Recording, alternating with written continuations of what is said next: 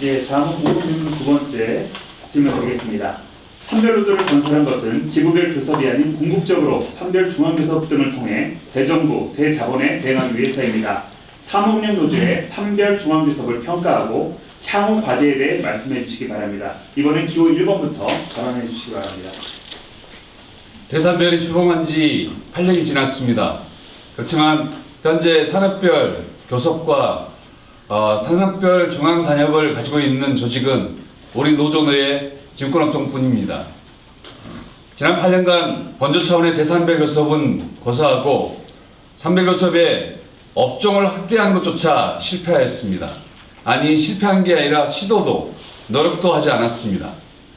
우리 오분투 합의를 위한 원포인트 대산별 중앙교섭이 개최되었지만 소수의 자본만 참여한 사업의 홍보수단에 불과했기 때문에 지속 가능성은 기대하기 어려운 게 현실입니다. 산별다운 산별로서 조합원을 위해서 산별교섭과 궁극적으로 산별협약을 체결해야 합니다. 증권업종의 산별교섭 경험을 적극적으로 살리고 금속과 보건, 금로 등 산별교섭의 경험을 가진 조직의 경험치를 참고하여 우선 업종별 산별교섭의 틀을 마련하겠습니다. 번조위원장이 직접 사측을 견인하는 데 참여하는 한편 산별교섭에 대한 내부 교육과 전술 연구 진행으로 업종별 산별교섭을 안착해 나갈 것입니다. 산별교섭이나 산별협약의 토양이 마련되도록 노조법 개정에 화두도 던져 내외 함경을 다져나갈 생각입니다. 이상입니다. 예, 다음 기호 2번입니다. 네. 대산별 전환의 이유이자 목적의 하나인 산별중앙교섭에 대해 제4대 집행부 임원 선거를 앞두고 있는 현재까지도 아직 완전한 실현을 거두지 못하고 있다는 점은 그동안 우리 노조에는 여러 가지 장애와 한계가 존재했었다고 자평합니다. 현재 산별중앙교섭을 하고 있어 우리 노조와 비교할 수 있는 한국노총의 금융노조는 크게 시중, 지방, 국책으로 구분되는 은행권과 각종 공공기관으로 단순하게 양분되는 조직적 이점과 은행연합회라는 노사간 대표교섭의 상대로 사용자 단체가 존재하고 활동한다는 기능적 이점이 분명히 존재합니다. 그럼에도 불구하고 우리 노조가 지난 3기 집행부에서 우분투 재단의 출범 이전에 산별중앙교섭 형태를 통해 노사간 기금 출연에 대한 합의를 이뤄낸 것은 우리가 앞으로 만들어가야 할 산별중앙교섭의 모델을 제시했다는 점에서 긍정적인 평가를 내릴 수 있습니다.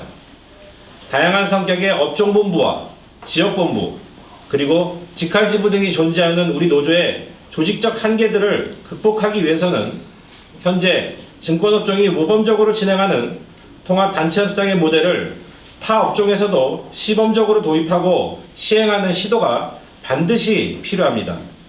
업종별 성과를 기반으로 향후 산별중앙교섭에 의한 노조사나 가맹조직들의 공통적 요구사항과 사회연대사업 등 각 지부가 스스로 개별교섭 또는 보충교섭으로 해결하기 어려운 문제들을 선제적으로 해결하는 것을 정례화하기 위한 노력은 계속되어야 합니다. 이를 위해서는 우리 모두가 하나된 노동조합의 간부들과 조합원으로서 업종과 지부 상호 간 연대와 배려의 정신을 기본으로 노정 간 소통 채널을 강화하고 일선 정당과도 정책적 연대의 기회를 계속 만들어 나가야 한다고 생각합니다. 감사합니다. 예, 다음은 공통질문 세 번째입니다. 산별노조 체제 합리화 기능 강화 공약에 대한 질문입니다. 3기에서 4기가 되면 산별노조의 체제가 어떻게 달라지는지, 본조와 업종본부, 지역본부, 지부와의 관계, 재정계획, 사무처 인력 배치 등과 관련돼서 구체적으로 말씀해 주십시오. 기호 2번부터 말씀해 주십시오. 네, 제가 말씀드리겠습니다. 첫 번째 경선이다 보니까 4대 집행부가 어떻게 변화될지 궁금하시거나 우려가 좀 있으신 부분도 있으실 것 같습니다. 결론부터 말씀드리면 드라마틱한 체제의 어떤 변화는 계획하고 있지는 않습니다. 하지만 약간의 어떤 변화는 가져갈 수밖에 없을 것인데요. 본조와 업종본부, 그리고 지역본부, 그리고 지부와의 관계는 우리 공약에도 나와 있는 것처럼 현장 활동 강화를 통해서 관계성을 높여나가고자 합니다.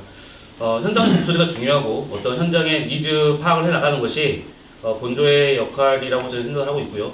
그 역할에 맞춰서 해나가도록 노력할 것입니다. 그래서 우리는 지부의 조직 진단을 통해서 관계성을 계속적으로 높여나갈 그런 계획을 가지고 있습니다. 재정 계획 또한 우리가 가장 관심을 갖고 있는 그 부분이기도 한데요. 2019년도에 사무금융노조의 수입 예산이 52억 정도가 됩니다. 여기서 사업비에 쓰이는 예산이 5억이 되지 않는 4억 7천만 원 발행이 되는데요. 우리 사무금노조가 산별이 해나가기에는 굉장히 부족한 금액이라고 생각합니다. 이런 사업비의 증액이 되지 않은 현실로서는 사업비에 불필요하고 좀 불가피한 내용에 대해서 수정이 좀 필요할 부분이라고 생각을 하고 있고요. 그래서 좀 효과적으로 쓸 수 있는 부분에 대해서 예산을 삭감 또는 진행할 수 있도록 할 예정입니다. 그래서 그러한 부분에 대해서는 가져갈 계획을 가지고 있고요. 사무처의 인력 배치에 관련된 부분도 약간의 변화는 가져갈 계획입니다. 하지만 말씀드릴 수 있는 부분은 사무처의 일방적인 결정으로 배치를 변경하고 싶은 마음은 없습니다. 먼저 업종본부장님이 선출이 되면 그분들과도 협의를 거쳐야 될 부분도 가지고 있고요. 그리고 가장 중요한 것은 사무처 활동가들과의 충분한 대화를 통해서 그들이 가지고 있는 생각과 소신과 열정과 그것을 무엇을 하고 싶은 일에 대한 것의 의지를 확인한 다음 그리고 그 내용을 통해서 충분히 결정할 수 있도록 하겠습니다. 이 정도로 저희 그 배치에 관련된 부분을 마치도록 하겠습니다. 이상입니다. 다음 기호 1번입니다. 제가 말씀드리겠습니다. 말로만 현장 중심이 아니라 조합원이 체감할 수 있는 현장 중심의 혁신을 위해 틀과 내용을 고쳐나가겠습니다. 우선 인력과 예산의 배치를 현장 중심으로 바꾸겠습니다. 본부와 지부를 지원하는데 배치의 우선순위를 두겠습니다. 정책 연구 부분도 업종별 산업정책을 중심으로 배치하고 사무처의 지원 인력도 조직 확대나 현장 중심으로 전진 배치하겠습니다. 사무금융 119 갑질 신고센터 설치, 조합원 실직 구제, 전적 지원을 위한 사무금융 일자리센터 설치 등 산별노조가 조합원 개개인에게도 실질적 도움을 주는 사업을 시도하여 조합원들에게 눈에 보이고 손으로 만져지는 산별노조로 자리매김할 것입니다. 저축은행 지회와 같이 지부의 하부 구조에 놓여 직접 산별의 주요 의사결정 조직과 상의하여 조정할 생각입니다. 예산 집행의 효율성도 제고하겠습니다. 전체 사업비 예산의 22.7%인 1억 1,200만 원을 차지하고 있는 정책연구소 예산, 팟캐스트 예산, 두드림 발간 예산을 온라인화로 전환하는 등 재검토하여 본부나 지부, 현장 조합원에게 직접 도움이 되는 방식으로 재조정하겠습니다. 이상입니다. 공감 질문 4번째입니다. 금융 공공성은 쓰는 사람도 이해하는 사람도 전부 제각각 이해하고 있습니다. 금융 공공성이란 무엇이고 사무금융노조가 금융 공공성을 위해 무엇을 해야 하는지 말씀해 주시기 바랍니다. 기호 1번부터 듣도록 하겠습니다. 금융 공공성의 상대 개념은 금융의 이윤 극대화라고 생각합니다. 금융의 이윤 극대화의 추구는 자원을 원활하게 공급하여 경제활동을 돕는데 그 본연의 기능이 있어야 함에도 불구하고 부가가치를 창출해야 한다는 자본과 정보의 왜곡된 관념에서 출발한 것입니다. 금융공공성은 기본적으로 금융 시스템의 소비자인 기업과 가계, 투자자의 경제활동을 지원하고 보호하는 데에서 출발해야 합니다. 금융 스스로 이윤 획득 경쟁에 몰입하면 금융시스템 소비자의 이익을 침해하는 결과를 초래하고 시스템의 지속 가능성을 훼손하게 됩니다. 따라서 금융공공성 확보는 금융소비자 보호 외에도 금융노동자의 고용 안정과 경제 완화를 통한 노동 조건의 향상과 안정화에도 기여를 합니다.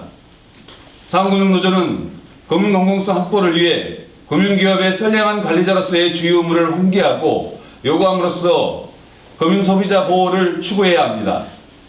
이를 위해서는 과도한 성과급제를 제한하며 내부 노동자 간의 경쟁을 완화해야 합니다. 대주주와 경영자의 단기 성과주의와 도덕적 해이, 사익 추구를 감시하고 막아내야 합니다. 그리고 금융기업의 사회적 책임을 대내외적으로 지속적으로 부각해야 한다고 생각합니다. 이상입니다. 다음 기호 2번입니다. 네, 제가 답변하겠습니다. 1번 후보께서 말씀하신 정의에 저도 공감을 하고요. 제가 좀 더 살을 붙이자면 헌법재판소의 정의를 소개하겠습니다. 금융기관은 비록 사기업이지만 국가 경제와 국민 생활에 중대한 영향을 미치는 금융 업무를 담당하고 있고 시장경제 질서의 원활한 운영을 위해서는 이와 같이 공공성을 지닌 금융기관이 투명하고 공정하게 그 기능을 수행하는 것이 필요 불가결한 요청이다. 이렇게 정의하고 있고요. 다시 풀어서 얘기하면 금융은 다른 분야하고 달리 사익 추구가 무한하게 허용된 게 아니고 국가 경제와 국민 생활을 고려해서 투명하고 공정한 수행을 하라는 요청이 금융 공공성의 개념이라고 볼 수 있는 거고요. 최근에 발생한 DLF 불안전 판매 사태나 이런 이슈들도 그 과도한 수익 추구나 이제 그 조직 내부 경쟁 심화 때문에 일어난 것으로 보고 있습니다. 이렇게 되면 금융회사가 소비자 신뢰를 상실하게 되고 동시에 궁극적으로는 일자리가 축소된다는 점에서 사무금융노조가 반드시 수호해야 되는 그런 가치가 금융공공성이라고 생각합니다. 우리 사무금융노조도 금융공투본을 출범시킨 바 있고 앞으로도 투쟁이 그 연장선상에서 이루어져야 합니다. 구체적으로 말씀드리자면 금융정책 방향을 친노동자적으로 가져갈 수 있게 성과주의를 배격하고 노동이사제 도입을 지속적으로 주장해야 합니다. 또 시장 자율성 확보 측면에서 비민주적, 반시장적 적폐를 청산하는 것도 중요한 과제가 될 것 같습니다. 정부 낙하산 인사 등 그런 에 대한 반대 투쟁을 계속하는 것이 그 방법이 될 것입니다. 이상입니다. 네, 5번째 공통질문 드리겠습니다. 제3기 산별노조의 미조직 비정규 조직화 사업에 대해서 평가하고 4기에는 어떻게 사업을 전개할 계획인지 말씀해 주십시오. 기호 2번부터 답변 듣도록 하겠습니다. 제가 발표해 드리겠습니다. 제3기 산별노조에서는 노조할 권리, 불평등과 사회 양극화해소를 위해서 많은 노력을 기울였다고 보고 있습니다. 미조직 중에서도 많은 노력을 기울였고 2017년, 18년만 하더라도 한국교직원공제, KB증권, 한국거래지부 3천여 명을 조직 형태로 변경을 했고 신규 조합원을 꾸준히 늘려왔다고 평가하고 있습니다. 또한 2018년에는 IT 노조의 사무금융노조 가입을 추진하는 계기를 만들었고 직장갑질 119 사업에 사무금융노조가 가입을 참여하여 대내외적으로 사무금융노조의 이상을 널리 알리기도 하였습니다. 미조직 비정규직 사업 특성상 당장 성과로 이뤄내기 힘든 부분이 있지만은 보다 체계적으로 꼼꼼하게 더 챙겨본다고 한다면 충분히 2019년 저희 4기에도 계획과 수립을 통해서 점검해 나갈 것입니다. 저희 4기에서는 아직도 헌법에서도 보장하는 노동 3권을 보장받지 못한 노동자들에 대해서는 노조할 권리를 찾아주고 사회 미취학계층, 미조직 육성에도 노력할 것입니다. 월평균 임금 격차를 해소할 것이며 단계적으로는 간접 고용 및 외부 업체, 그 다음에 직접 고용 형태로 전향을 노력할 것이며 비정규직 고용의 질을 향상시키는 데 노력할 것입니다. 이상입니다. 네, 답변 듣도록 하겠습니다. 예, 제가 답변하겠습니다. 미조직 비정규 노동자 문제는 우리 사회 불평등, 양극화의 가장 전형적인 피해자들로 산별노조라면 기본적으로 배치해야 될 주요 사업입니다. 그런데 현 집행부에서는 주된 사업으로 편성하지 않은 것으로 생각합니다. 전담 사무처 활동과도 배치하지 않았고 이를 적극적으로 추동할 임원도 없었고 적극적인 예산 편성도 실천적인 투쟁과 연대도 부족했다고 생각합니다. 4기 집행부는 책임 임원을 선정하고 예산과 인력 확대로 전담 사무처 활동가를 배치해서 노조의 주요 사업으로 만들어 내겠습니다. 두 번째로 사업장 내의 비정규직 정규직화를 기본으로 미조직된 비정규직 노동자들의 조직화와 투쟁에 적극적으로 참여하겠습니다. 대표적인 사업 예시로 대부분 지구에 존재하는 콜센터, IT 노동자들의 노동조합 가입 및 직접 고용, 정규직화 사업을 달성하겠습니다. 세 번째로 비정규 투쟁에 헌신하는 노동 시민사회단체와 연대를 강화하고 관련 법 개정 등 차별, 불평등, 양극화 해소에 적극적으로 나서겠습니다. 네 번째, 노조 규약과 규정, 정관이 허용하는 범위 내에서 우분투 사업 영역을 미비 사업에 도움이 되는 방향으로 확대를 추진하겠습니다. 이상입니다.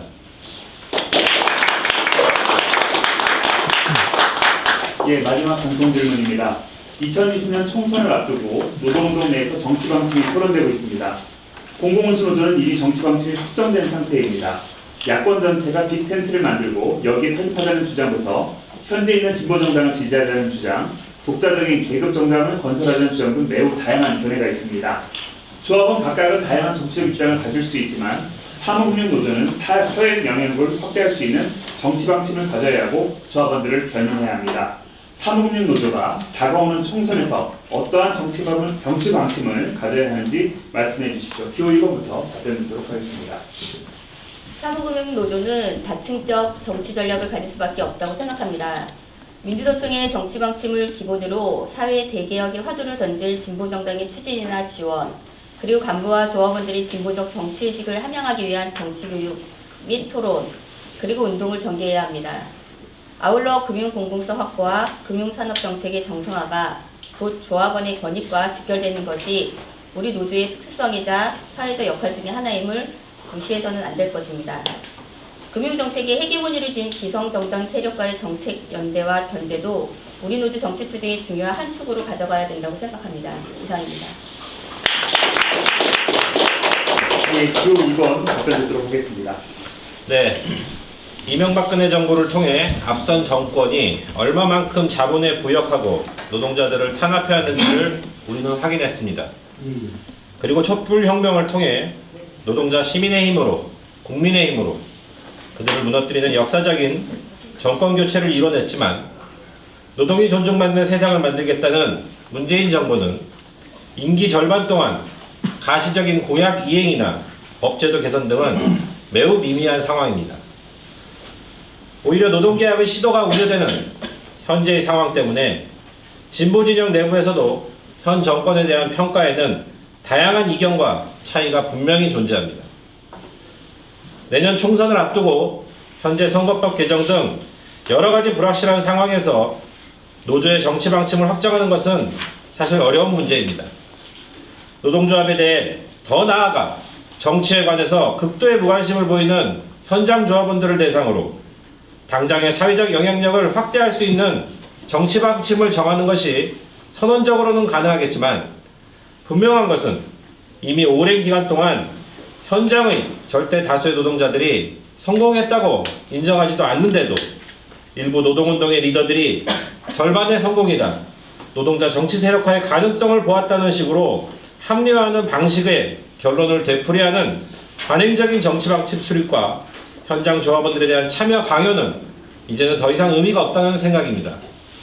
다만 기본적으로 내년 총선에서 과거 친재벌, 반노동 정책에 야합하고 행동했던 이력이 있는 후보들을 심판하고 노동자들이 대다수인 국민의 입장에서 보편적 상식을 기반으로 한 노동의 가치를 가장 잘 이해하고 공약을 지킬 수 있는 후보들을 선별하는 노력과 함께 현장 단위의 정치 토론회와 정치 후원 등이 가능하도록 하는 현장 조성을 통해 신노동자 정책을 기인하고 법제화하는 노력을 다할 수 있는 인물들이 차기 총선에서 선출되도록 하는 노력은 우리 노조의 정치 방침에 꼭 포함되어야 한다는 생각입니다.